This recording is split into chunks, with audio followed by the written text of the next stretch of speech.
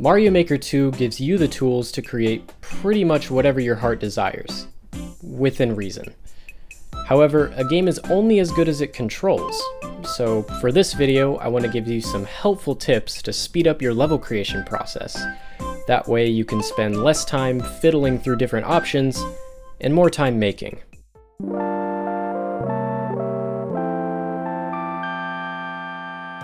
So, I've been playing as Luigi since I got the game, but let's change it up a bit.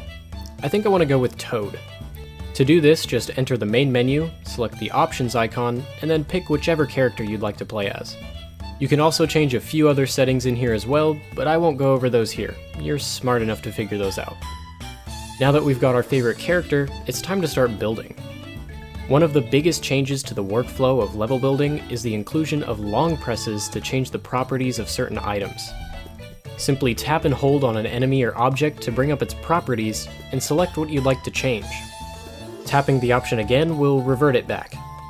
You can even change the properties of the character you're playing as, but be aware that this is only seen in the editor. This can be helpful while testing out certain parts of your level where the player would have a power-up. Lots of different enemies and objects have a long press menu, so be sure to experiment with what you can change. Some things do not have this menu but can still be altered. Putting items into blocks still requires you to take that item and drag it onto the block. The tree in 3D World works the same way, as well as checkpoints now. Taking an item and dragging it onto a checkpoint will give the player that item the first time they touch it. Getting into more specific controls, pressing the minus button will allow you to test your course, starting you wherever your character was on screen. Holding the minus button will start your level right at the beginning. Holding B will undo your last action, and hitting L or R will toggle erase mode. Pressing ZL or ZR will cycle between multi-grab mode, copy mode, and then back to normal mode. Multi-grab mode allows you to select multiple items and move them all at once. If you're selecting multiple objects of the same kind, you can use the long press menu and change all of their properties together. Copy mode allows you to copy a block or object on screen. You can use these different modes together to select a large amount of blocks or objects and copy them all at once. Pressing X will hide the menus so you can see more of your level on screen. Press X again to bring the menus back up. Clicking down either of the joysticks will change the view mode. The first press zooms the camera way out, allowing you to see 4 screens of your level at once. You can also use multi-grab and copy modes while in this view. However, you can't just place blocks normally.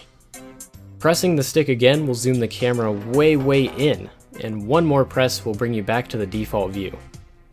If you're in handheld mode, you can also spread your fingers apart to zoom in, or pinch your fingers to zoom out. 2-finger swiping will also scroll through your level extremely fast. Pretty nifty. Now, let's talk specifically about docked mode. I'm sure most of you wouldn't even consider building a level with a controller, given the fact that using a touchscreen is just way more intuitive. I totally get that. However, since level building on stream is something I still want to do, and since Nintendo doesn't want to sell an accessory that allows us to capture footage while in handheld mode even though they've used that exact thing at live demonstrations, I've been forcing myself to create levels while in docked mode. And to be honest, I kind of like it.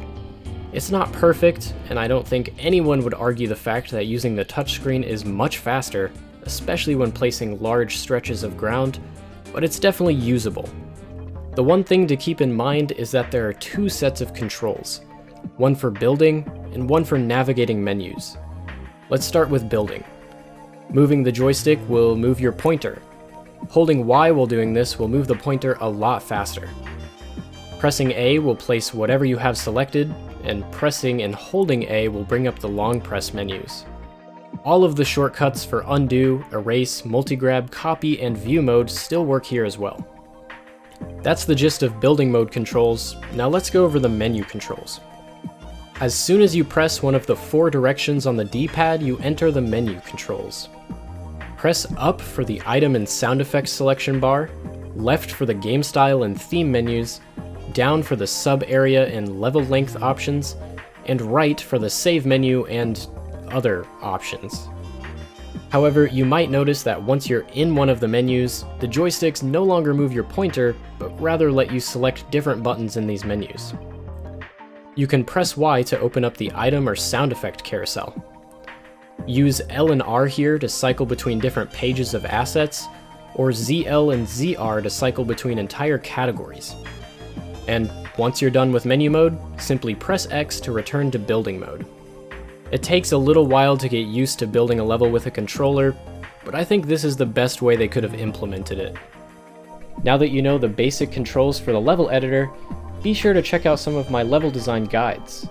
I go over the basic fundamentals of Mario Maker level design, and even dive into the more complicated stuff as well.